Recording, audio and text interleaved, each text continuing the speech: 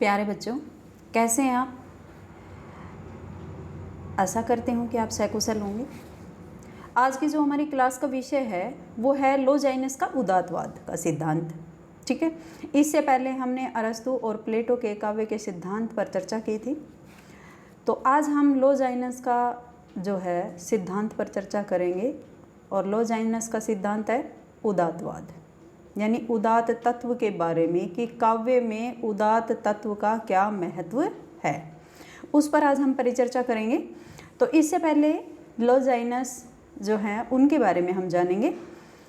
तो यहाँ उनका थोड़ा सा हम परिचय देखेंगे कि पाश्चात्य काव्य शास्त्र में प्लेटो तथा अरस्तु के बाद तीसरा जो महत्वपूर्ण काव्य शास्त्रियों में नाम आता है वो है लोजाइनस। अरस्तु के पेरिपोइटिक्स के बाद लोजाइनस के पेरिप्सुस की ही सर्वाधिक चर्चा की जाती है। ठीक है, तो लोजाइनस की रचना कौन सी है? पेरिप्सुस। इसका समय जो है वो तीसरी शताब्दी बताया जाता है और लोजाइनस को तीसरी शताब्दी का चर्चित विद्वान कहा जाता है।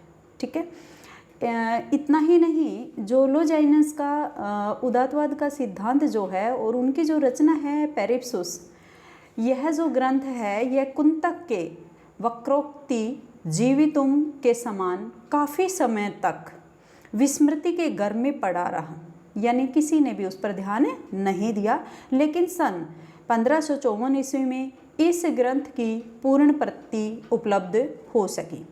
स्कॉट जेम्स ने सन 1928 ईस्वी में अपनी पुस्तक में इन्हें रोमांटिक आलोचना का प्रथम पुरुष कहा है।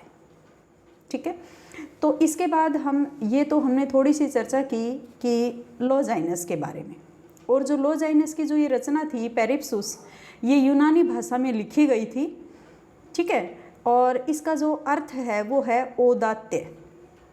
पेरिप्सुस का अर्थ क्या है? औदात्य, और औदात्य मतलब ऊंचाई, किसी चीज़ को ऊंचाई तक ले जाना। और इस प्रकार से पेरिप्सुस जो है जब उसका अनुवाद किया गया, ठीक है, तो उसका जो अनुवाद है ऑन द सबलाइम, इसका अंग्रेजी में अनुवाद हुआ ऑन द सबलाइम। तो इस प्रकार से हम थोड़ा सा अब पेरिप्सुस जो इनकी रचना है उनके विषय में जानेंगे। तो पेरिप्सुस का अर्थ एक प्रकार से काव्य का उदात्त तत्व कह सकते हैं हम। पेरिप्सुस की जो खोज है, ठीक है, सबसे पहले पेरिप्सुस की खोज किसने की? भाई लोजाइनस ने तो उसकी रचना कर दी थी और काफ़ी समय तक ये विस्मृति के घर में पड़ा रहा। तो उसके बाद पेरिप्सुस की खोज जो हुई इटली के विद्वान रॉबर्टेलो ने 1554 ईस्वी में की थी, और इसका पहला संस्करण जो था वो इतावली भाषा में प्रकाशित किया गया था। उसके बाद सन 1952 ईस्वी में इसका पहला अनुवाद अंग्रेजी में जॉन हॉल ने ऑन द हाइट ऑफ ए जोक्वेंस नाम से किया। तो इस प्रकार से क्या था कि बार बार कवियों के द्वारा या आलोचकों के द्वारा या फिर हम यूँ कह सकते हैं विद्वानों के द्वारा ये जो इनकी रचना थी इसको खोजा गया और इसका अनुवाद किया गया, और धीरे धीरे इनके संस्करण जो थे वो प्रकाशित होने लगे। तो आगे हम देखते हैं कि उदात्त का जो सबसे प्रभावशाली जो अनुवाद हमें प्राप्त हुआ वह था सन 1674 ईस्वी में बोइलो, जो कि एक फ्रेंच भाषा के विद्वान थे। ठीक है, उन्होंने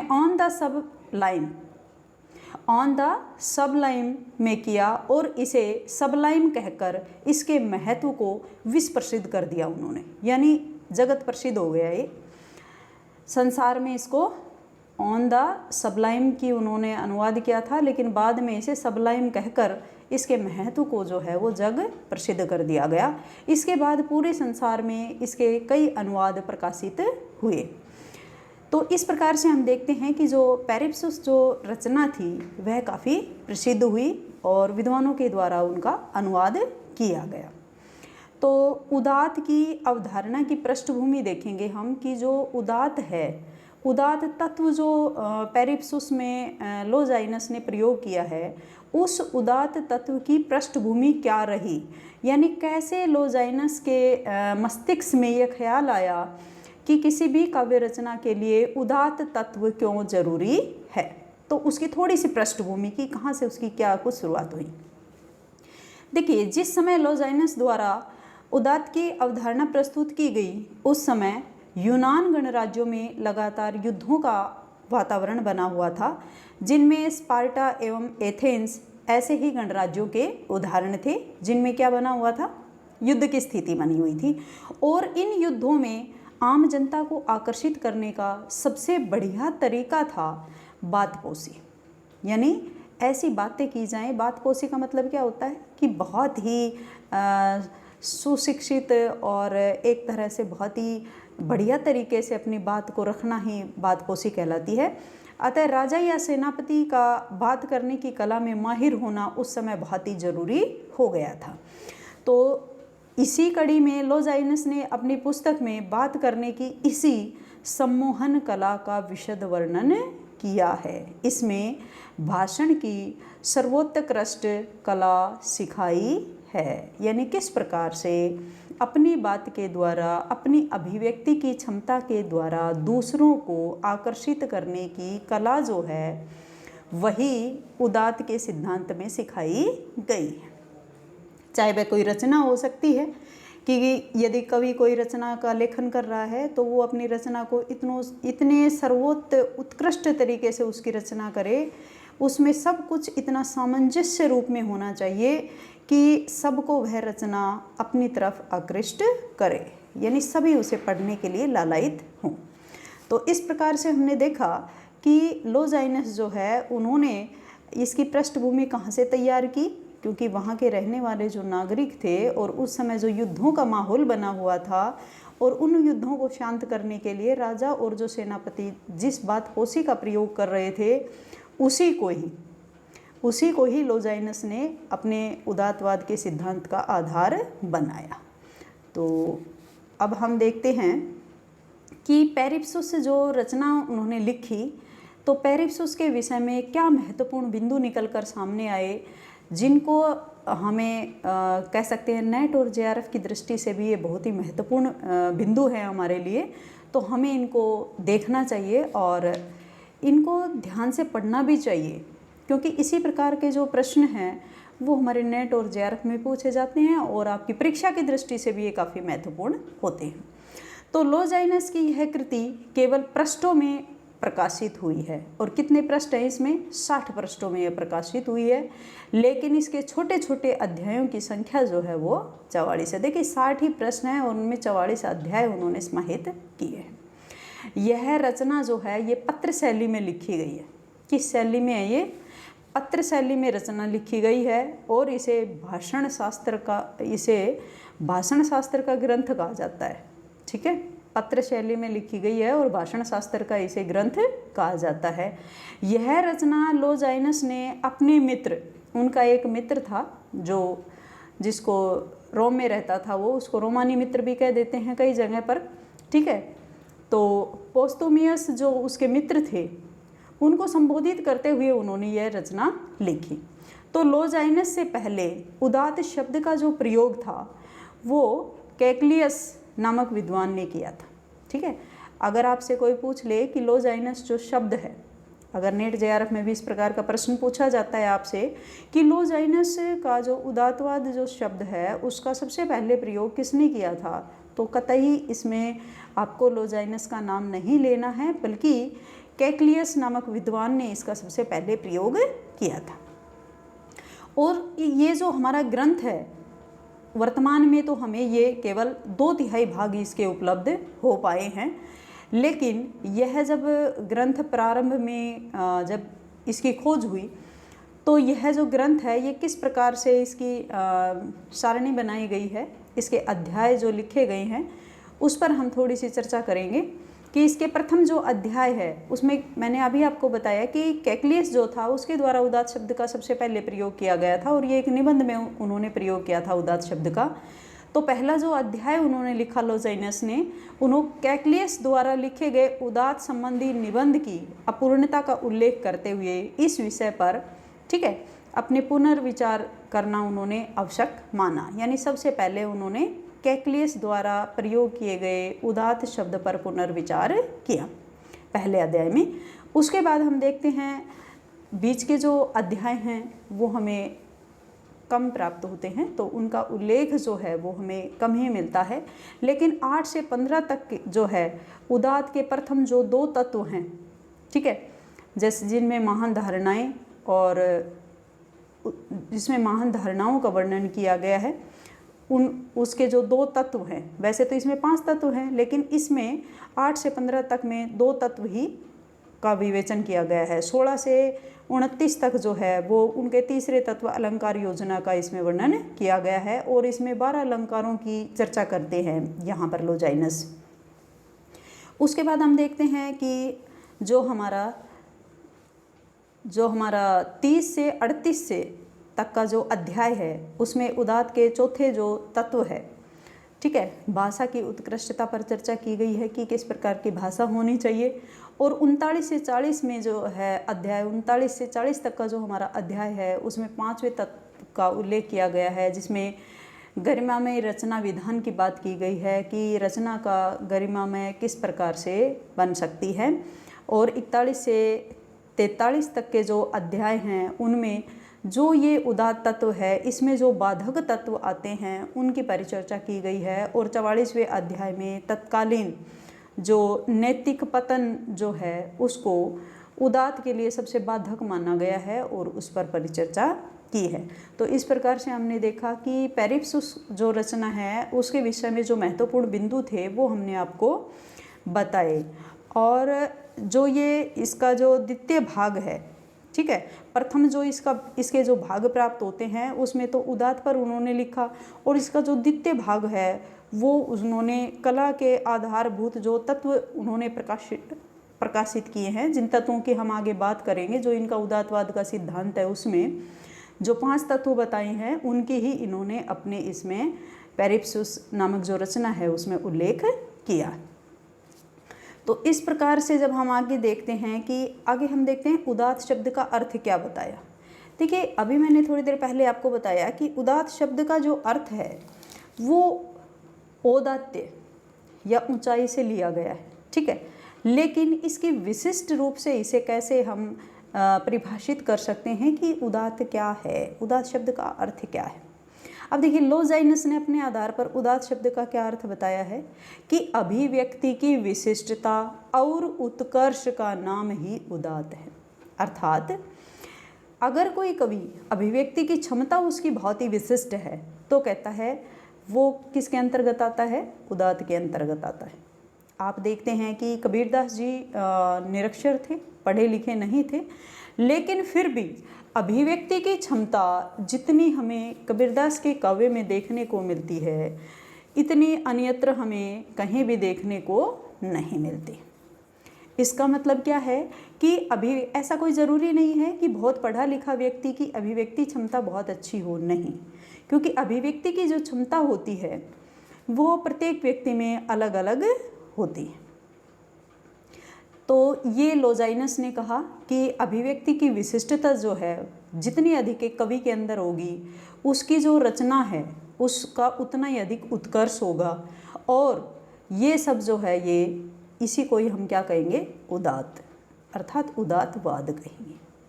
अब दूसरी बात उन्होंने क्या कही कि उदात्त आत्मा की महानता का क्या है, प्रतिबिंब है, कि उदात्त जो है वो आत्मा की महानता का प्रतिबिंब है। अब ये कहता है कि किसी कवि की आत्मा जितनी महान होगी, अर्थात कवि के जो शब्द हैं वो उसकी आत्मा से निकलते, ठीक है, तो ये कहता है कि कवि की जो आत्मा की प्रतिध्वनि होती है वही उदात्त होता है, क्योंकि उसकी सच्ची आत्मा से जो भी प्रतिध्वनि होती है वही उदात्त का कार्य करती है।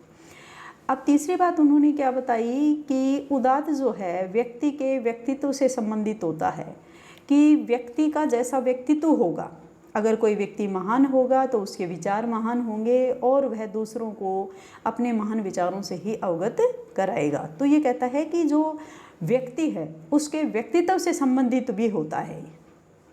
तो इस प्रकार का इन्होंने उदात्त के अर्थ बताए।